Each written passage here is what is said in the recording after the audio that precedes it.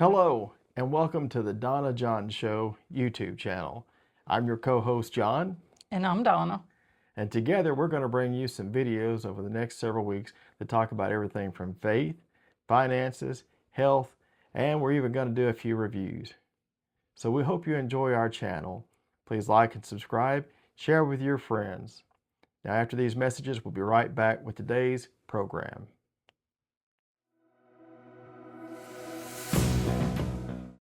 Hello and welcome back to the Donna John Show here on YouTube. I'm your host, John. I'm Donna. Today, we're going to talk about how you establish your credit. It's a question I get asked all the time. People ever ask you that question? No. All right. During the video, we may be joined by two of our family members. They're both exotic Bengal cats, Miss Isis and, of course, Mr. Ramses. I think we're okay for now, but if they join in, just tolerate it. We sure would appreciate that. Again, thank you for tuning in today. As I mentioned, we're going to be talking about how to establish your credit. It's one of the easiest things in the world to do, but a lot of people don't understand it. They've never been coached or taught or anything like that. These videos that we're doing are for educational purposes only. Regardless of what I say today, you should seek the counsel of a qualified tax attorney, CPA, or certified financial planner, or your local banker. So, the question stands, how do I establish my credit? If I'm 18 or if I'm 55, whatever the case may be. It's very simple. What I would suggest is that you scroll back around $1,500 and then you find a bank that you like or a credit union that you like, and you go in and you open up an account. You need to be at least 18 in the United States to be able to have an account, to be able to conduct business on your own, to be able to sign a contract or anything. And when you open up an account, that's pretty much what you're doing. So you go into the bank with your $1,500 that you've worked hard for, or graduation, what have you, and or maybe you borrowed it from your parents. So you go into the bank and you make the deposit and you tell them that you don't want to put it in a savings account. You probably put a few dollars in the savings account, but you want to open up a time deposit. Now, if it's a bank, they'll call it a certificate deposit. If it's a credit union, they will call it a share certificate. So you open that up, and then once it's established, and you probably set that up for 12 to 18 months, and that we're going to come back to that in just a minute. So then you go in and you tell them that you also, at the same time, same day, that you want to speak to a loan officer. So you go in into the loan officer's office and you introduce yourself, tell them that you've just made a deposit, a time deposit there, whether it be a bank certificate deposit or credit union share certificate, and you want to borrow against that time deposit to establish your credit.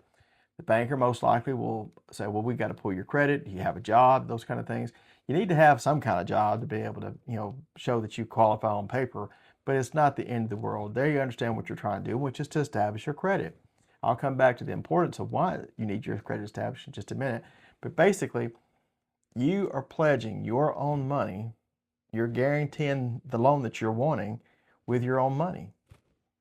So that is your collateral. Like you would, instead of having a car or a house or something other that's tangible, you have your own money and you put that in a time deposit. And that is working as your collateral for the loan. Now, once you sign that loan, you will be given the loan proceeds. Typically, banks and credit unions do a dollar for dollar. You have $1,500 as collateral, they will give you $1,500. Now, if you're smart, you will take that new money, the loan proceeds, and you'll put in that savings account that you opened up. And then you'll put probably $20, $30 with it to cover the interest over the life of the loan, preferably 12 to 18 months. And each month you have that loan payment set up on automatic draft to be able to reach into that savings account and make that monthly payment so you don't have to. Now, I know people say, oh, I want to get the loan paid off as quickly as possible. Well, if it was just a regular loan for something that you needed in life, I would agree with that. Refrigerator goes out, you need to borrow some money, you want to pay it off as quickly as possible. But remember, the purpose of this video is to teach you how to establish your credit. The bank wants to see how you pay 4th of July, New Year's, birthday, Christmas, all of that. How did you pay over a period of time? You need to have that established for at least 12 months. It's just best. Now, at the end of 12 months, if you want to pay it off at that time, that's perfectly fine. But I would encourage you to let that loan grow and make monthly payments for at least 12 months. Now, if you put a little money in the savings account to cover the odd interest, you will never have to go in there and make an additional payment. Now, say you do go in and you take the loan proceeds out, then you've got to be very disciplined and make that monthly payment. Because if you don't, then you're going to defeat the whole purpose of why we were doing this, which was to establish your credit. I've given you basically the short version of it, but I'll now do the nuts and bolts. Say, for example, the bank gives you 3% on your time deposit, 2%, 3%, whatever that may be at that particular financial institution. They will typically charge you 4 or 5% more for the loan. So say that your loan is at 7% and your time deposit is at 3%, whatever their ratio is. Each bank's a little bit different. That loan is only going to cost you, in that scenario, 4%. And I challenge you to go someplace and try to get a 4% loan that not only helps you establish your credit, but guarantees your original money, your time deposit will still be there when the loan's paid off. By doing this, you accomplish 4 things. Number 1, you establish your credit with that financial institution. Number 2, you establish your credit period. No matter where you go in life, your credit will be established. Number 3, you show a payment history and that you're disciplined enough to handle responsible things, young adults, old adults, whomever. And number 4, when the loan's paid back, you still have your original $1,500, provided you didn't go in and cash it out and pay the loan off early, that kind of thing. Sometimes that happens. In my career of 34 years, I've seen that happen twice, where people walked off, didn't handle their business, and we then seized that time deposit, paid off the loan, and worked out the rest of it. It was not very pretty. Things happen to people. Sometimes bad things happen to good people. But when something happens, run toward the problem. Go talk to the banker. Explain to them what's going on in your life. Say you do what I'm telling you to do and you build upon that. You've made your 12 payments. You go in and you pay the loan off. They release your original share certificate at $1,500 or a CD time deposit at $1,500. There's an opportunity. Build on that. Make another loan. Add $500 to it. Add some money to it, or don't. Make another loan. Establish a track record. Remember, there's open credit, which is like a line of credit someplace. If you go to the department store or the hardware store, maybe the pharmacy, and they let you charge all month and you go in and then pay one bill once a month. Some grocery stores still do that. Not very many though. That's open credit. A line of credit against your house, a home equity loan. That's open-ended until you max it out. Just using that as an example. Not saying that you'd max it out, but you get the point.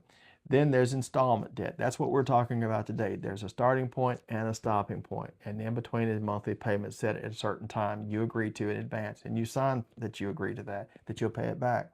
And then of course there's revolving, which is credit card debt. There's several different types of credit cards out there that you can get, but remember, a credit card is all fine and great until the bill comes in. And if you look and see how much the interest is on a credit card on a monthly basis, it will blow your mind.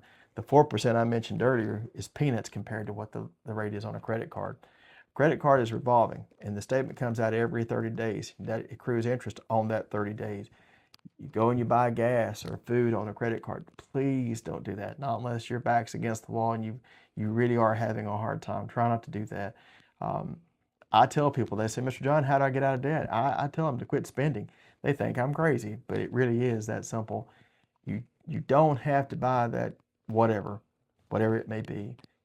Food, clothes, utilities. And you say, well, I'm doing that now and I'm barely making it. Well, get a second job, sell stuff. I know I discovered eBay last year and I've been selling things left and right on eBay, whatever platform I could to get rid of it. I wasn't using it, and I've converted those assets that I wasn't using into cash. But back to the point, the reason why we're doing this is so you can establish your credit. And why is it so important? I'm telling you, I know there's people on YouTube and in the world, internet world today, financial world, that tell you that you can pay cash for everything and credit's not that big of a deal. That's fine. That's how they make their living. But I'm telling you, it's been my experience that your credit report will be pulled when you go to get car insurance. It's going to be pulled when you go to get your own apartment. It's going to be pulled when you go to get cable. You go to get a cell phone, they're going to pull your credit. And based off your credit, you may get more favorable terms or you may not. And it's all based off your credit. That's why it's so important for you to establish your credit, maintain your credit, and keep your score as high as possible. A good number to shoot for, if you're not already there, is 700. That's a good place to be. Anything over 700 is great. Anything below 700, work on it. If you're an older person and you've got a 644, There's something in your credit history that's holding you down. An old hospital bill, an old cell phone bill, something. Go out to myannualcreditreport.com. Go to Equifax TransUnion Experian. Get a free copy of your credit report. Look that over and run toward that problem. Maybe you come off a divorce and the spouse was supposed to pay the bill and they didn't. Well, here's a surprise for you. When you sign that promissory note if the both of you signed the promissory note when you were married and then you got divorced, you're still on the hook. I know what the judge said. I understand that. When you split the blanket, he gets this, she gets that, or whatever the case may be. But I'm telling you, that bank's promissory note will hold up in court. You signed it.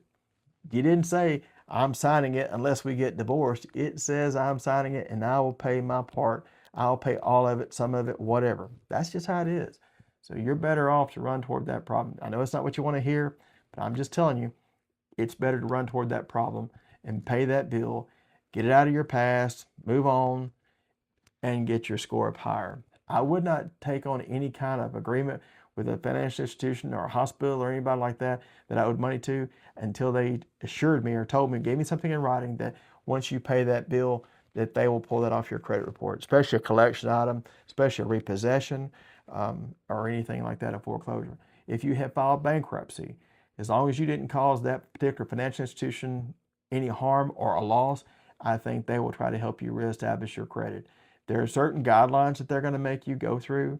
They'll have certain approvals that they have to do, but by and large, most anyone can reestablish their credit or establish their credit following the basic information I have just given you here. And as I said earlier, this is for educational purposes.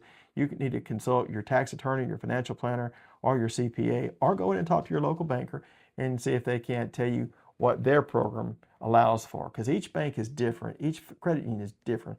They're fundamentally the same about their policies and procedures because of fair lending, but this one may say do this and this, and this one may say do that. But most of them in general will try to help you unless they've incurred a loss on you.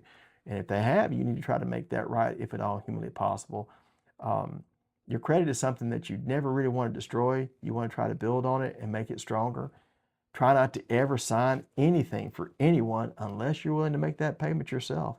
I'm just telling you, I've seen it really bad where someone said, I just signed because they needed my credit score. I just signed because they needed my income. I'm telling you now, you should never sign a loan agreement with anyone unless you're willing to make that payment yourself. If you can't make that payment, if it's too big a payment, you don't need to sign, because if the other person walks away from it, something happens, they can't pay it, the bank's going to be looking to you. And I know that you, as I said earlier, you may have filed divorce. It doesn't matter. That agreement was signed beforehand. You can make an agreement with a judge, but say there's two parties in a marriage, A and B. B agrees at the divorce hearing that they're going to pay something, and then they stop paying. However, you both signed that agreement way before you ever got divorced. You're on the hook too. So if you don't pay it, and he doesn't pay it, or she doesn't pay it, it reflects negatively on your credit report. Why throw your hands up in the air when there's something that you can do about it? A lot of people run away from these kind of problems, but all it will do is cost you more money in the long run. You'll pay more in insurance, you'll pay more in fees and things that you just don't have to if you just become a little bit disciplined about it. It's one of the things I use to encourage young people on how to establish their credit. Yes, you can get a college Visa card, you can get a credit card. Pretty much anybody that's got a heartbeat can get a credit card. But what kind of interest rate do you pay? Do you want to pay 4, 5, or 6%? Or do you want to pay 34, 29, 30, whatever? Think about that. That's your money. So credit is very, very important. Again, I know others say that you don't have to have a great credit report, but it's been my experience that you do. And I would suggest that you either A, establish your credit the way I mentioned, or use it as a methodology to clean up your credit report. Any questions? No, but I do have a comment. You had told me once before about the loan that you could back up with your own money, the CD loan. Mm-hmm. Okay, it sounded too good to be true. Mm-hmm. So I did it. Right. I left the money in there where it was supposed to be, paid it off over, I think it was 2 or 3 year period. My interest rate was like 2%. Right. So, I mean, where are you going to get a loan for 2%? Well, see, at the end of the life of that loan, you paid the bank, say 5%, and they paid you 2%, or whatever the scenario was, and so that loan cost you 3%, your time deposit still gained value, as you paid the loan.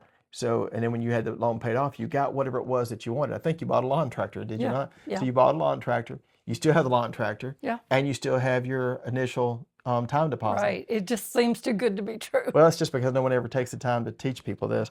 I don't know why they don't teach people this in school, especially high school. It's a very, very fundamental thing. But anybody can do it. And Donna brought up a very good point. She bought a lawn tractor and did some home improvements and things of that nature. It's almost a guaranteed loan. The bank's like, oh, wait, what? You're going to put up I think you put up like a $10,000 sheriff certificate or time deposit. And they don't really care what you're going to do with the money. I mean, you can tell them, they're going to ask you, make sure you're not doing anything nefarious or illegal with it, but it wouldn't have mattered whether she's doing home improvement, buying a lawn tractor, whatever the case may be. The bank wants to see you succeed, and they're happy to make the loan. You're using your money to empower yourself so you can go to the next level, do whatever you want. Now, a lot of people come in and they'll get I'm not going to fool with that. I'm going to go in there and get me a signature loan. A signature loan is the same thing as an unsecured loan or a personal loan, whatever you like to call it. Those loans are 15, 20, 21%, depending on what that financial institution wants to charge. Now, I ask you, which one would you do? Which one would you want to do? Would you want to pay the 20 or so percent or 15% or even 10% Even 6. when you could get it for 4%?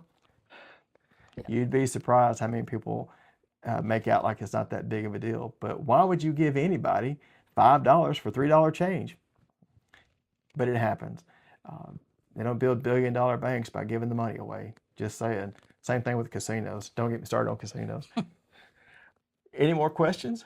I don't think so. I think that was good information. We talked about you have to be at least 18, $1,000 to $1,500, depending on the financial institution. We encourage you to go speak to your tax guy, tax lady, tax preparer, financial planner. Personally, I like the tax attorneys. I think they're really, really good. But whoever you have a great relationship with, and if you don't know anyone, just walk into the bank that you think will fit your needs or credit union that you think will fit your needs and ask to speak to a loan officer. Tell them what your plan is, that you want to establish your credit, and see if they can help you. Again, today's videos are all for educational purposes and for coaching. Hope this has helped you. I think that's it, right? Yep. Well, good. Thank you for tuning in to the show today. I'm surprised we have 2 Bengal cats, and neither one of them, Miss Isis or Mr. Ramsey's, either one decided to join us. So tune in next time. Maybe you'll see them in one of our other videos, because I'm sure they're going to join us sooner or later. This has been John. And Donna. And this has been the Donna John Show here on YouTube. Please like, share, and subscribe to our videos, and hopefully we can share something with you that will improve your quality of life in one way or the other. And we've enjoyed you spending time with us here today. Again, thank you very much. And until we meet next time, God bless you and your family.